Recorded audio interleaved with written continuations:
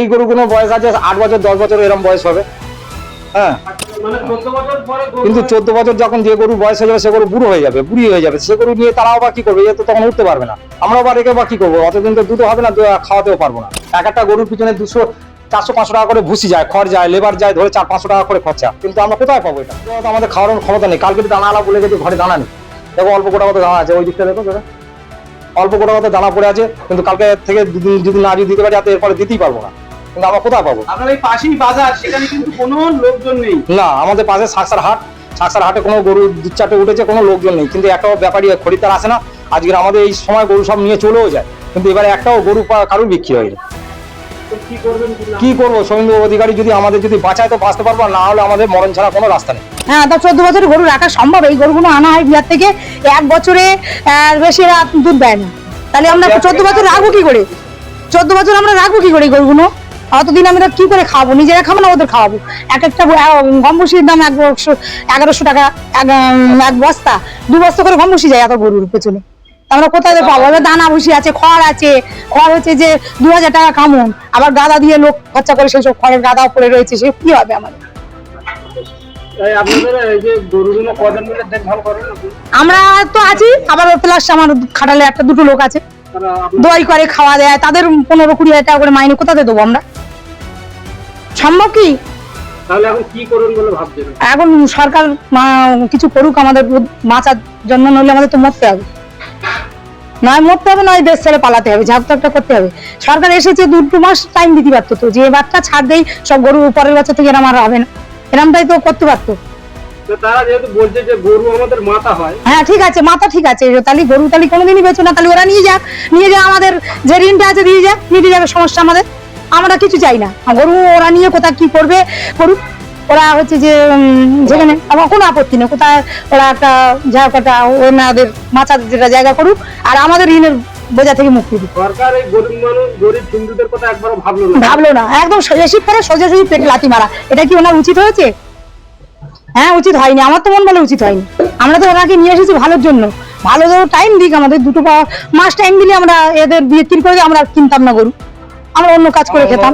কেন আমাদের প্রচুর টাকা ঋণী, এই যে ঋণী আছি মোটামুটি প্রায় 20-25 হাজার টাকা, 20-25 লাখ টাকা দেনা আছে আমার, আছে খাটালে 20-25টা মাল আছে। এবার মোটামুটি একটা গরু 1 লাখ, 1.5 লাখ, 2 লাখ টাকা করে দাম আছে।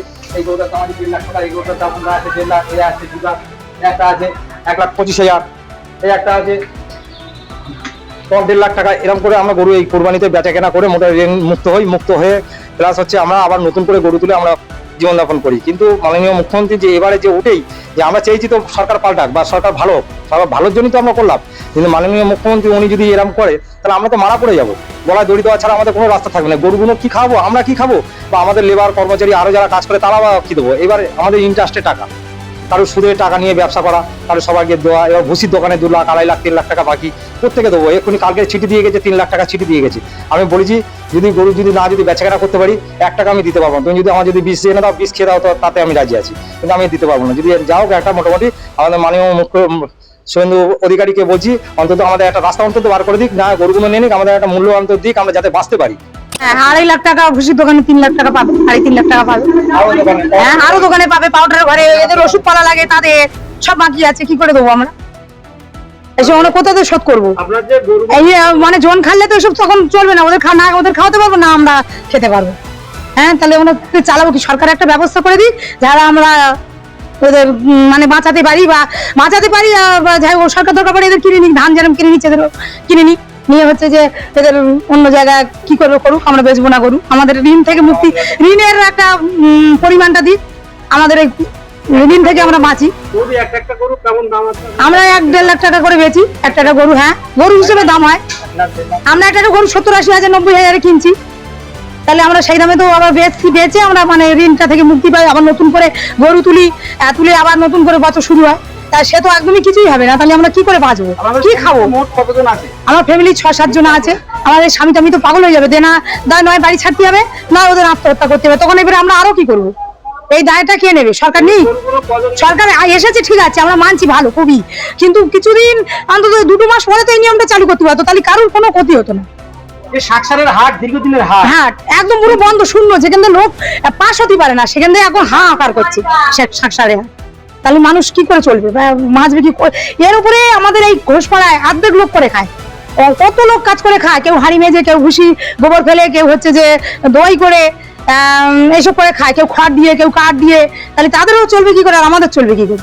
তাহলে মাননীয় মুখ্যমন্ত্রী শুভেন্দু অধিকারীর উদ্দেশ্যে কিছু বলবেন যে হ্যাঁ, তিনি চান, আমি চাই তিনি একটা ব্যবস্থা করুক আমাদের। না এই ঋণ থেকে আমাদের মুক্তি দিতেই তো হবে, নইলে আমরা ঋণের দায় মরতে হবে আমাদের। হ্যাঁ, নইলে আমরা কি করবো? এতগুলো গরুকে এরপরে তো খাওয়াই দিতে পারবো না, এর তো দুধ নেই। এই 6-8 মাস করে বসে খাচ্ছে, মানে আমরা জানি ওদের দুধ না ছাড়লে তো তৈরি হয় না। তৈরি হলে একটু চেয়ারা হলে আমরা কুরবানিতে বিক্রি করি, তাহলে একটা টাকা পাই মোটামুটি, সব দিয়ে না মিটিয়ে আবার কিছু নতুন গরু আনি, সেসব তো পুরো বন্ধ আমাদের। আমরা কি করবো? হ্যাঁ, গরু যে এখন মাথা, তা গরু তো এতদিন মাথা ছিল নাকি? গরু এখনো যা আছে তখনও তাই আছে।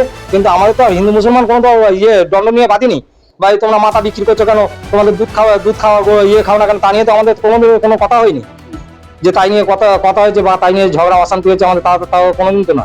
কিন্তু এবছর এমনই করেছে উনি যে মোটামুটি যদি 2 মাস বা 1 মাস বলতো যে কুরবানিটা করে তোমরা বন্ধ করে দাও, সামনের বছর থেকে আমরা করতে দেবো না, তাহলে আমরা তাতে খুব খুশি। অত এবছরটা আমাদের অন্তত ছাড় দিক, আর না দিলে আমাদের শুভেন্দুরা বলেছিল যে হিন্দু ভাই ভাই, কিন্তু তিনি যে ক্ষমতায় এলেন, কিন্তু আপনাদের মতন যারা হ্যাঁ হিন্দু ভাই ভাই, কিন্তু আমরা তো বলছি না ভাই ভাই ছাড়া তো অন্য কিছু বলছি না, কিন্তু আমাদের রাস্তাটা অন্তত একটা বার করে দিই। আমরা কি করে খাবো বা কি করবো? এই দেনা মুক্ত হবো কোত্থেকে? আপনাদের কথা তো চিন্তাই করলেন না, উনি এসেই মোটামুটি সবাস করে বলে দিল যে মোটামুটি ধরো বন্ধ। এবার বন্ধ বলতে গেলে 14 বছরের গরু সরকারের করতে হবে, আইন হিসেবে পাস করে যেতে হবে, তারপর গোসা নিয়ে যেতে হবে, সেসব তো আমাদের কিছু না। হ্যাঁ, সেসব তো কিছু তো করলো না। এবারে আপনার কাছে যদি কেউ গরু কিনতে যায়, তার তো কাগজ চাইবে, আপনি কি কাগজ দিতে কাগজ এক্ষুনি বা দেবো কি করে? কাগজ এক্ষুনি তো তৈরি করতে একটা সময় লাগে, যে কোনো জিনিস সময়ের ব্যাপার, তো একটা সময় দিক অন্তত। এবছরটা ছাড় দিই, সামনের বছর থেকে আমরা মোটামুটি কাগজ বলো যাই বলো করবো, না করবো, খেটে খাবো, জন খেটে খাবো, যাও একটা করে তো খেতে হবে আমাদের। আমার এতগুলো গরু আছে, গরু যদি বিক্রি না হয়, আমি অনেক টাকা ঋণ নেওয়া, সেই ঋণ আমি কি করে শোধ করবো? আমার মানে বিকল্প কোনো রাস্তা নেই, বিকল্প কোনো রাস্তা সরকার করে দিই, এটাই আমরা চাই। এবছর অন্তত আমাদের কিছু ছাড় দিক, এটাই আমরা চাই। সেটা কিছুই করছে না, এবারে একদম মানে মাঠে মারা যাবে সব। অনেক টাকা দেনা, ঋণ নেওয়া ব্যাংকে থেকে, গোল্ড লোন থেকে, তারপরে হচ্ছে যে বাড়িতে অনেক বন্ধন অফিস টফিস সব আছে, সেই সব লোন আমি কোথায় শোধ করবো?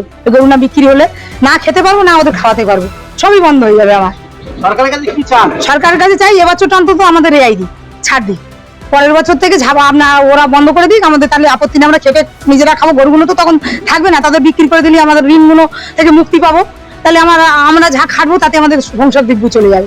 আপনারা খাটালে কত গরু আছে? আমার এক্ষুনি 25টা গরু আছে। অত টাকা আমার এখন 20-25 লাখ টাকা দেনা, আমি কি করে দেবো অত টাকা দেনা? আমাদের মূল জীবিকাটা কিসের উপর এটাই, এইসব গরুর ব্যবসা, ছানা দুধ বিক্রি, এটাই আমাদের জীবিকা। এই গরু বিক্রি করি, 6 মাস বসে খায়, সেই হচ্ছে যে ভুসির দোকানে দেনা হয়ে যায়, ঈদের পরে আমরা কুরবানির পরে সেই টাকাটা দিয়ে শোধ করে দিই। এখানে যে গরু আছে তো একটাও তো 14 বছর বয়স নয়। না না না না, তাহলে যারা কিনবে তারা তো প্রাপ্য তার জন্ম তারিখ দিতে হবে। হ্যাঁ, তারা আবার লিখতে হবে। তাদের জন্ম তারিখ কোথায় পাবো? গরু আমাদের তো সব তো বিহার থেকে আনা, আমরা বিহার থেকে গরু নিয়ে আসি, বিহার থেকে নিয়ে এসে এখানে লালন পালন করে আমাদের 1 বছর 1.5 বছর 2 বছর থাকে, এর বেশি আমরা রাখতে পারি না। কেন একটা গরু কিনে 400-500 টাকা খরচা, কোথায় পাবো অত টাকার ভুসি? এবার কেউ 200, 400, 500 দুধ দেয়, তাছাড়া বেশি দুধ দেয় না এরা, কিন্তু আমরা কোথায় পাবো?